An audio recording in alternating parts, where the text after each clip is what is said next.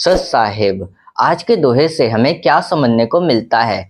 यदि हमें सच्चे गुरु मिल जाएं तो उनके उपदेशों में अपना मन लगाना चाहिए, परंतु जो व्यक्ति सच्चे गुरु के उपदेशों में अपना मन नहीं लगाता तो उसका कल्याण कैसे हो पाएगा?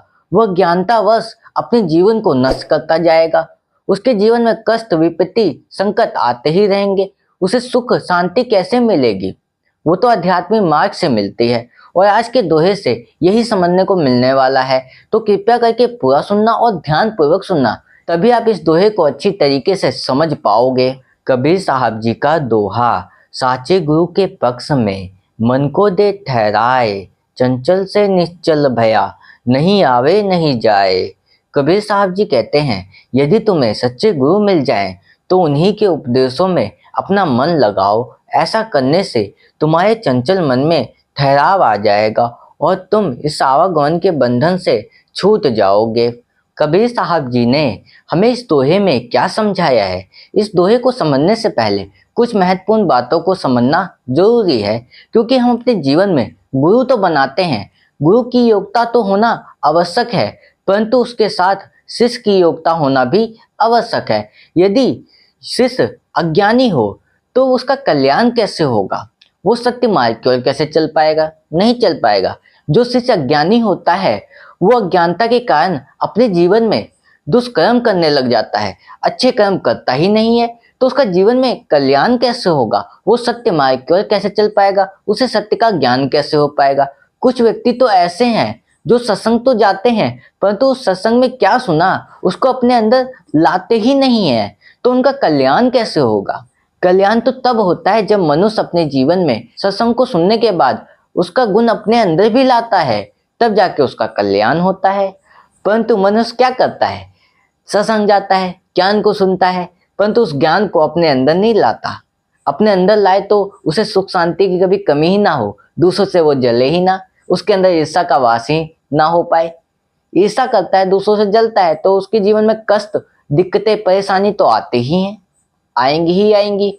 परंतु जो व्यक्ति अपने जीवन में सत्य का ज्ञान लेने के बाद उसे अपने जीवन में भी उतार लेता है तो उसका जीवन सुखदायी हो जाता है और वो अपने जीवन में सत्य मार्ग की ओर चल पाता है। जो व्यक्ति दूसरे का घर बिगाड़ता है तो उसका कब घर बिगड़ जाए उसे भी नहीं पता चलता है। इसीलिए हमें किसी के साथ गलत नहीं करना चाहिए।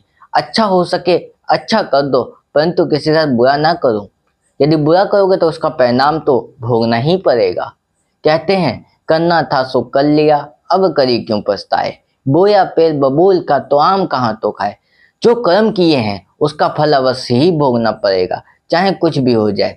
जिस तरीके से हम अपने जीवन में कर्म करते हैं उसका फल भी हमें अवश्य ही भोगना पड़ता है। कहते हैं, काया खेत किसान मन, पाप पुण्य दो बीज, बोया नून आपना, काया कैसी जीव। इस काया से कर्म किए हैं, जो बीज बोया है उसे तो काटना ही पड़ेगा ना, जो फसल उग आई है उसे तो काटना ही पड़ेगा। जैसे हम पाप करेंगे तो उसका परिणाम क्या होगा? जीवन में दुख आता है, कष्ट आते हैं, विपत्तियां आती हैं, संकट आते हैं, यही सब आता है जीवन में। पर जो व्यक्ति पुण्य करता है, अच्छे कर्म करता है, वो किसी से आस नहीं रखता कि मेरे साथ कोई अच्छा करे।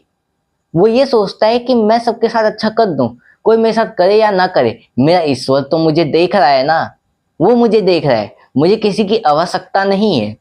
जिसके साथ हो ईश्वर उसका कोई क्या बिगाड़ सके? कोई कुछ नहीं बिगाड़ सकता। इसीलिए ईश्वर के मार्ग पे हमें चलना चाहिए। परंतु जो शिष्य अज्ञानता में रहकर अपना जीवन जीता रहता है उसका कभी कल्याण नहीं होता। अज्ञान किसे कहते हैं? अज्ञानी व्यक्ति उसको कहते हैं जो व्यक्ति ज्ञान को प्राप्त करने के बाद भी उस ज्ञान का महत्व ना रखे, वो अज्ञानी होता है। क्योंकि ज्ञान को तो उसने सुना परंतु अपने जीवन में नहीं लाया, तो उसका कल्याण कैसे हो पाएगा? नहीं हो पाएगा। यदि हमें सच्चे गुरु मिल जाएं तो उनके उपदेशों में अपना मन लगाओ। जब आपको सच्चे गुरु की प्राप्ति हो जाए तो उनके सत्संग को सुने, उनके ज्ञान को सुने, उनकी अच्छी बातों को अपने जीवन में भी उतारें, तभी आपका जीवन सफल हो पाएगा और जीवन कल्याणकारी हो जाता है। जब व्यक्ति अपने जीवन में अच्छे कर्म करता है, सुख शांति उसके जीवन में आती है। परंतु जो व्यक्ति ईर्ष्या करता है, दूसरों से जलता है, उसके जीवन में कभी सुख शांति नहीं आ सकती, क्योंकि वो अंदर ही अंदर जल रहा है दूसरे से। तो उसके जीवन में कहाँ से सुख शांति आएगी? उसके जीवन में विपत्ति, संकट, कष्ट हमेशा ही आते रहेंगे। क्या व्यक्ति अपने जीवन में कर्म करना छोड़ सकता है? नहीं, कर्म करना आवश्यक है, परंतु किसी का अहित करना बहुत गलत है। ये एक कर्म ही है, किसी का अहित करना भी तो एक कर्म ही तो है, किसी को दुख देना भी तो एक कर्म ही तो है। इस कर्म का फल तो भोगना ही पड़ेगा ना मनुष्य को। आज मैं जिस प्रकार कर्म करूंगा उसका फल भी मुझे अवश्य ही भोगना पड़ेगा। आज यदि मैं अध्यात्म मार्ग पे चलूं तो मेरे जीवन में हमेशा सुख शांति रहेगी, परंतु उसके साथ मैं अपने जीवन में कर्म कैसा कर रहा हूँ ये आवश्यक है। यदि मैं अपने जीवन में सुधार नहीं ला पाया तो इस ज्ञान का कोई महत्व नहीं रह जाता। इस ज्ञान का महत्व तब रहेगा जब मैं अपने जीवन में सत्य मार्ग की ओर चलते रहूंगा, ज्ञान को अपने जीवन में उतारता रहूंगा। जो कुछ आपके साथ मुझे सीखने को मिल रहा है उसको मैं अपने जीवन में उतारने का भी प्रयास करता हूँ। ये जीवन क्या है? जीवन में हमें सत्य मार्ग की ओर चलना चाहिए, पर सत्य का ज्ञान तो हमें गुरु के द्वारा ही तो होता है, सत्संग के द्वारा होता है। पर सत्संग में क्या बताया जाता है वो महत्व रहता है कि वो सही बता रहा है या गलत बता रहा है, क्या उचित है क्या अनुचित है, क्या पाप है क्या अधम है, ये जानना भी तो जरूरी है ना मनुष्य को। परंतु मनुष्य क्यों नहीं समझता है, क्यों अज्ञानी बने फिर रहा है संसार में। जान लो इस ज्ञान को, पछताओगे बाद में इस ज्ञान को ना जानकर। जीवन का क्या पता पल में क्या हो जाए। कहते हैं काल करे सो आज कर, आज करे सो अब, पल में पल्ले होएगी बहुरी करेगा कब। जब भक्ति करने का समय है ना, इसको गवाओ मत। जीवन बड़ा छोटा है और भक्ति करना चाहिए। और कब जीवन का अंत हो जाए कोई नहीं जानता, कब मृत्यु हो जाए कोई नहीं जानता। इसीलिए आध्यात्मिक मार्ग पर सबको आ जाना ही चाहिए, क्योंकि आध्यात्मिक ऐसा ज्ञान है जो समझ जाता है उसका जीवन कल्याणकारी हो जाता है, और जो नहीं समझता अज्ञानतावश इस संसार में भटकता रहता है। क्योंकि तुम अनजान हो इस आध्यात्मिक ज्ञान से, अनजान मत रहो, समझो इस ज्ञान को, जानो इस ज्ञान को। ज्ञान क्या कहता है? जो व्यक्ति ईर्ष्या छल कपट रखता है उसका जीवन विनाश की ओर चला जाता है। जो व्यक्ति दया करुणा रखता है वही व्यक्ति जीवन में सफल हो पाता है, क्योंकि दया शांति शीतलता उसके अंदर होना चाहिए। जो व्यक्ति गृहस्थ धर्म का पालन करता है उसका जीवन तो कल्याणकारी तब होगा जब वो जीवन में भक्ति मार्ग पर चलेगा, तभी उसका जीवन सफल हो पाएगा। जो नम्र व्यवहार रखता है, जिसके अंदर शीतलता रहती है, शांति रहती है, वही व्यक्ति जीवन अपना पार कर पाता है। क्योंकि इस संसार में छल भी है, कपट भी है, पाप भी है, अधम भी है, सब कुछ है। मतलब सत्य का ज्ञान भी है, सत्य मार्ग भी है, परंतु अधम का मार्ग क्यों चुन लेता है व्यक्ति, गलत मार्ग को क्यों चुन लेता है? क्या वो समझ नहीं पाता ज्ञान को? क्या उस ज्ञान का महत्व क्या है वो नहीं समझ पाता? मैं इस संसार में आया हूं तो ज्ञान की प्राप्ति करने आया हूं, मोक्ष की प्राप्ति करने आया हूं। उस मोक्ष की प्राप्ति के साथ धन की आवश्यकता सबको होती है, पर उस धन को अपने ऊपर हावी ना होने देना, माया को अपने ऊपर हावी नहीं होने देना। माया क्या है? दूसरों से ईर्ष्या करना, वो मेरे से आगे निकल रहा है, वो मेरे से नीचे है, ये है वो है, ऐसी काफी बातें जो हैं ये सब माया ही है। इस माया में उलझे रहोगे तो भक्ति कब करोगे, सत्य मार्ग की ओर कैसे चलोगे? क्योंकि तुम दूसरों को सोच रहे हो कि वो ऐसा कर रहा है, वो अपने जीवन में इतना कर रहा है, वो कर रहा है। क्यों सोच रहे हो? मत सोचो इन सारी बातों को, गलत हैं ये बातें। अपने जीवन को सुधारने के लिए अच्छे कर्म करो, क्योंकि अच्छे कर्म ही जीवन को सुखदायी बनाते हैं, परंतु बुरे कर्म व्यक्ति को विनाश की ओर ले जाते हैं।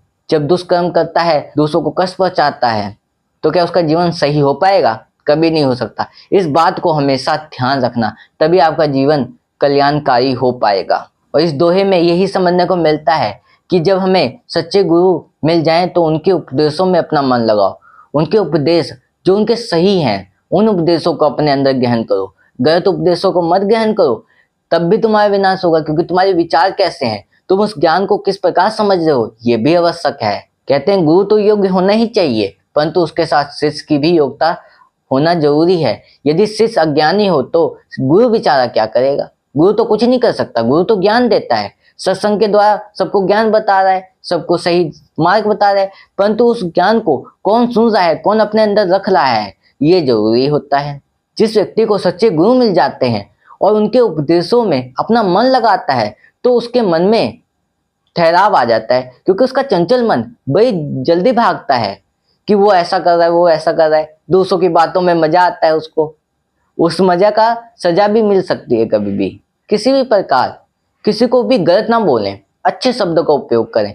कहें हे परमात्मा मेरे साथ भी अच्छा हो, सबके साथ भी अच्छा हो, और अपने जीवन में अच्छे कर्म करने से ही अच्छा हो सकता है।